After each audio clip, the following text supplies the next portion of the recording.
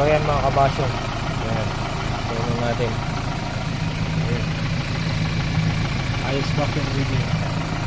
Naka-Mazda 323. Ayan. Ay, may patong ko pala. Galing eh.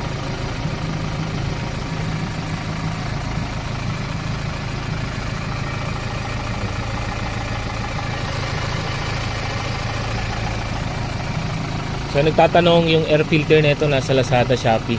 Air filter hindi yung housing.